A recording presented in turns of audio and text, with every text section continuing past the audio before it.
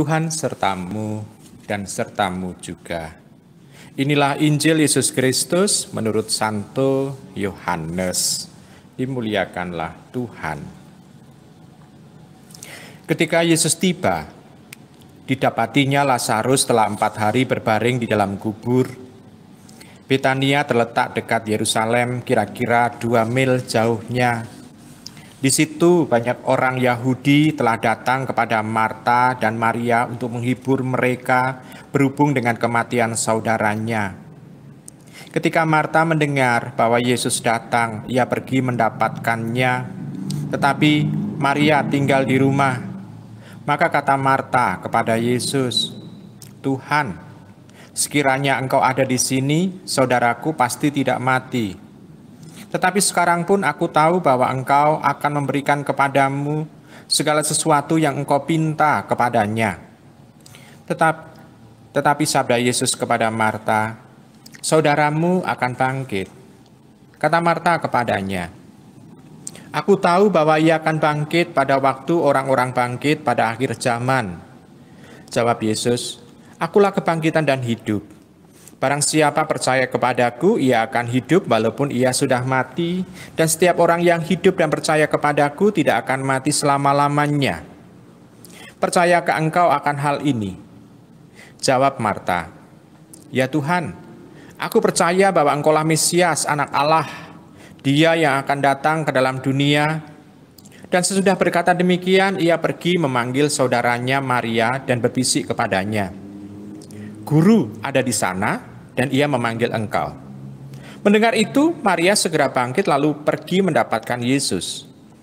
Tetapi waktu itu Yesus belum sampai dalam kampung itu, ia masih berada di tempat Marta menjumpai dia. Ketika orang-orang Yahudi yang bersama-sama dengan Maria di rumah itu untuk menghiburnya, melihat bahwa Maria segera bangkit dan pergi keluar, mereka mengikutinya karena mereka menyangka bahwa ia pergi ke kubur untuk meratap di situ. Setibanya Maria di tempat Yesus berada dan melihat dia, tersungkurlah dia di depan kakinya dan berkata kepadanya, "Tuhan, sekiranya Engkau ada di sini, saudaraku pasti tidak mati." Demikianlah Injil Tuhan kita. Terpujilah Kristus. Ibu, bapak, saudara-saudari yang terkasih dalam Yesus Tuhan, terutama para suster, saya sebut lebih akrab dengan suster PI atau penyelenggaraan ilahi karena sudah terbiasa sejak masa lampau selalu mengatakan suster PI. Apalagi saya juga dulu di TK Kor Yesu Temanggung, dampingan suster PI juga, tetapi SD-nya tidak. Kita bisa melihat di sana bacaan Injilnya, Lazarus. Saya tidak tahu kenapa para suster memilih bacaan ini sebagai bacaan untuk ulang tahun hari ini. Karena bacaan ini biasanya itu dibacakan pada waktu pemberkatan jenazah. Biasanya. Tetapi suster memilih ini. Tetapi saya memaknai yang berbeda, bukan untuk pemberkatan jenazah, tetapi untuk second born. Maksudnya adalah kebangkitan atau istilahnya kebangunan yang kedua. Kalau bangkit kan kita khususkan untuk Tuhan Yesus kan ya, bangkit dari mati. Tetapi kalau Lazarus itu dibangunkan dari mati karena nantinya akhirnya mati juga. Nah, ada semacam kelahiran yang baru ya, kedua kalinya. Karena yang pertama para suster itu menggunakan nama PI, lalu yang kedua menjadi nama SDP. Di situ kan semacam ada kelahiran baru, mengingatkan kembali sebetulnya mengenai panggilan. Dan kenapa dipilih bacaan ini? Saya memaknai begini, Ibu Bapak dan para suster dan saudari-saudara terkasih. Bukan hanya soal kelahiran kedua, tetapi juga pemilihan Marta dan Maria. Marta, Maria, Lazarus tinggal di Betania. Betania jaraknya tidak jauh dari Yerusalem. Dan kalau Tuhan Yesus itu berkarya atau pada saat pergi ke Yerusalem, mereka itu tidur di rumah Marta, Maria, dan Lazarus itu. Karena mereka rombongannya selalu besar. Minimal itu bersama dengan 12 atau 14 murid laki-laki, belum lagi murid-murid perempuan. Mereka membutuhkan tempat yang luas, Sedangkan kalau di Yerusalem, mereka pasti akan kesulitan mencari tempat untuk menginap. Jadi mereka itu menurut tradisi, itu Tuhan Yesus dan para murid serta rombongan kalau pergi ke Yerusalem, tidurnya selalu ke Maria dan Marta. Dan Maria Marta selalu menjamu kehadiran Tuhan Yesus. Dan Tuhan Yesus pada saat dijamu oleh Maria dan Marta, merasakan ada kepuasan. Sehingga pada saat Marta dan Maria itu mengalami kesusahan yang besar, yaitu dengan kematian Lazarus, Tuhan Yesus tanpa diminta untuk membangunkan Lazarus, dia membangunkan Lazarus dari mati. Karena Maria dan Marta mempunyai iman bahwa nanti pada akhir kehidupan atau kiamat itu akan ada yang namanya itu kebangkitan orang mati. Mereka mempunyai keyakinan itu. Nah, tetapi Yesus tanpa diminta, dia tetap membangunkan Lazarus. Berarti tampak setiap orang yang menjamu kehadiran Tuhan dan menyediakan tempat untuk Tuhan dengan tulus, dengan kebaikannya, akan mengalami kebaikan berasal dari Tuhan sendiri. Tuhan mengganjarnya atau menggantikan yang baik. Berarti kalau orang itu mau untuk memberi tempat bagi Tuhan, dan Tuhan sendiri pada zaman atau pada teks yang lain, pada zaman kita sekarang konteksnya adalah barang siapa mau untuk melayani siapa saja yang ada di dalam situasi yang sulit, ada dalam suasana pinggiran, di situ dia menerima kehadiran Yesus. Dan kita juga bisa melihat beberapa karya suster-suster PI, satu suster-suster SDP ini, itu juga kita bisa melihat ada panti asuhan, ada beberapa tempat untuk menyelenggarakan untuk pendidikan orang-orang yang ada dalam kesusahan, atau ada dalam suasana yang tidak baik sehingga harus dititipkan di para suster itu. Dan dia bisa merasakan bahwa mereka ternyata menjamu kehadiran Tuhan. Dan ini kita bisa melihat Tuhan pasti akan memberikan yang terbaik. Lalu yang kedua, dalam bahasa zaman sekarang sulit untuk bisa memaknai penyelenggaraan ilahi. Karena di media-media massa itu selalu ada banyak sekali pengaruh-pengaruh yang mempengaruhi itu. Yaitu kata-kata misalnya yang seringkali akrab. Mana yang lebih akrab panjenengan, ya, penyelenggaraan ilahi atau karma? Lebih mana yang akrab di telinga panjenengan? Karma atau penyelenggaraan ilahi? Lebih karma. Oh, ini balasan begitu. Seolah-olah kalau orang melakukan kebaikan, balasannya baik. Kalau melakukan tindakan yang jahat, balasannya akan jahat. Tetapi istilah karma dalam iman kita tidak kita temui.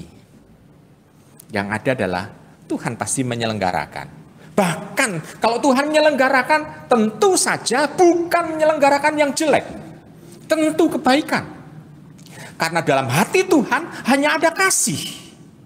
Jadi kalau Tuhan memberi, selalu apa yang dia miliki. Yang jahat saja dibalas dengan kebaikan. Seperti kita. Kita mempunyai dosa yang besar, tetapi dibalas dengan apa? Penebusan, kasih, penyelamatan.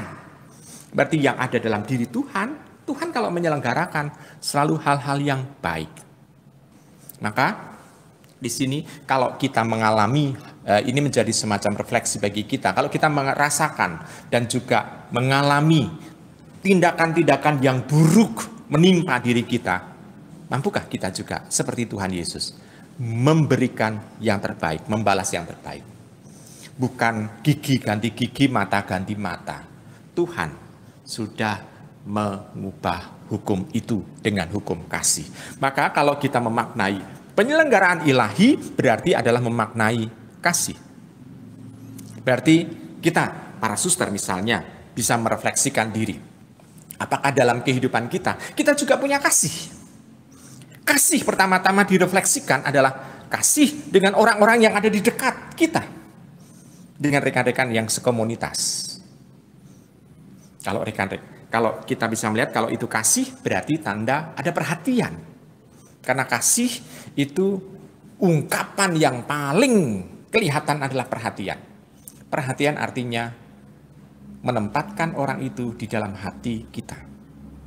Memperhatikan, kata perhatian kan hati mendapat awalan, perakhiran an. Jadi yang penting adalah hati. Kalau hatinya hilang kan tinggal per dan an, disambungkan peran. Kita tidak hanya berperan sebagai rekan sekomunitas. Kita tidak hanya berperan sebagai pimpinan. Kita tidak hanya berperan sebagai anak buah. Kita tidak hanya berperan. Kalau kita berperan, maka tanda bahwa kita itu main sinetron. Karena tidak ada jati diri kita. Tetapi kalau kita mempunyai hati, dan dengan perhatian itu artinya saudara-saudara kita yang ada di sekitar kita itu kita masukkan ke hati kita, maka kita mencoba untuk memperhatikan dan pasti kita akan memberikan yang terbaik. Nah, Tuhan dalam memperhatikan juga begitu. Tuhan selalu menunjuk hatinya yang Maha Kudus itu. Dan dalam hatinya yang Maha Kudus itu, dia memberikan yang terbaik untuk orang-orang yang senantiasa mengingat dirinya. Kenapa? Karena kalau Tuhan memberi, sifatnya adalah tawaran, bukan paksaan. Kalau dia menawarkan dan orang menolak, Tuhan tidak akan memaksakan kehendaknya. Tuhan tidak akan memaksakan kehendaknya. Oh, semua orang itu harus jadi Kristen. Tidak. Oh, semua orang itu harus mendapatkan ini. Juga tidak. Bahkan Tuhan memberikan kebebasan. Dan kebebasan yang paling tampak nyata adalah Tuhan memberikan kebebasan kepada semua orang. Boleh menerima kehadirannya, boleh menolak dia.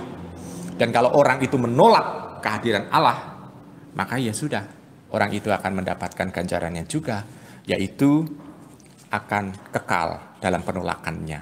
Nah, kalau seperti itu ya ada tempatnya tersendiri untuk mereka.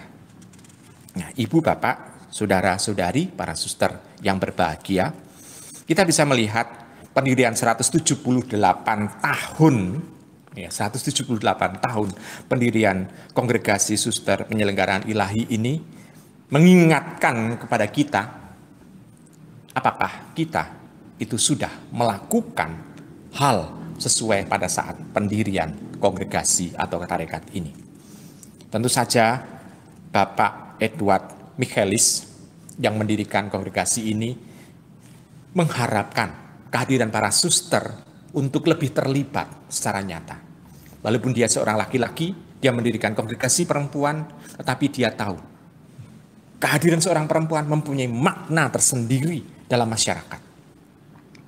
Karena dengan kelembutannya, dengan caranya yang khas, mudah untuk diterima. Bukan mudah untuk mendapatkan, istilahnya itu kasihan. Tidak, mudah untuk diterima.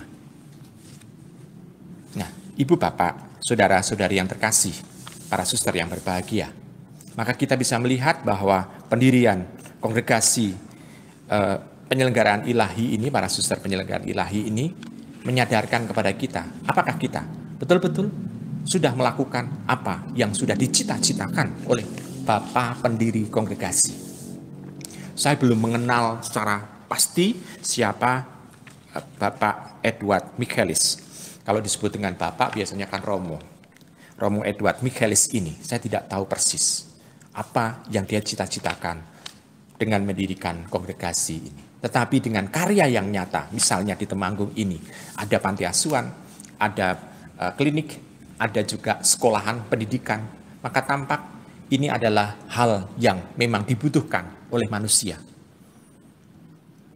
Misalnya dalam karya kesehatan, para suster ini mau terlibat nyata dengan Allah, Sang Penyembuh. Karena yang bisa menyembuhkan adalah Allah.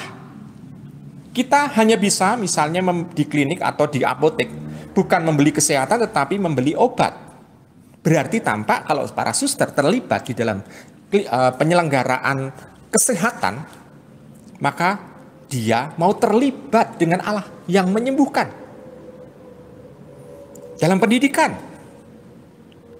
penyelenggaraan ilahi, para suster penyelenggaraan ilahi mau mencoba untuk terikat dengan Roh Kudus, Roh pengetahuan yang memberikan manusia bukan hanya soal pinter saja, tetapi juga mau untuk ngajari anak-anak didiknya untuk bisa memilah-milah Memilah-milah mana yang betul-betul adalah kudus, mana yang betul-betul adalah memang sesuai dengan kehendak Allah, mana yang benar, mana yang adil.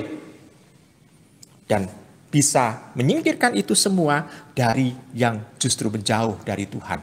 Perpecahan, kekerasan, kemarahan, emosionalitas yang tidak terkontrol, maksudnya emosionalitas yang tidak terkontrol. Nah, ini bisa disingkirkan. Nah, ini adalah kalau para suster dan juga dengan rekan-rekan kerjanya, yaitu para guru, para pendidik semua, mau untuk terlibat di dalam roh pengetahuan itu.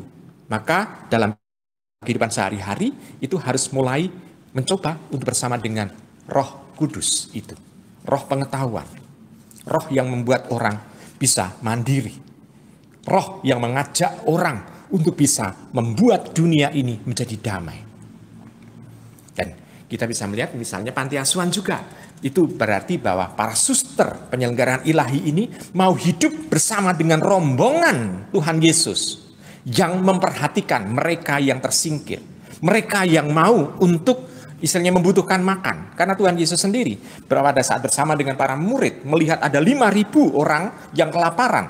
Tuhan Yesus tidak mengusir orang-orang yang kelaparan itu untuk mencari makan, tetapi Tuhan Yesus berkata kepada para muridnya, apakah engkau mempunyai makanan? Engkau yang harus menghidupi mereka.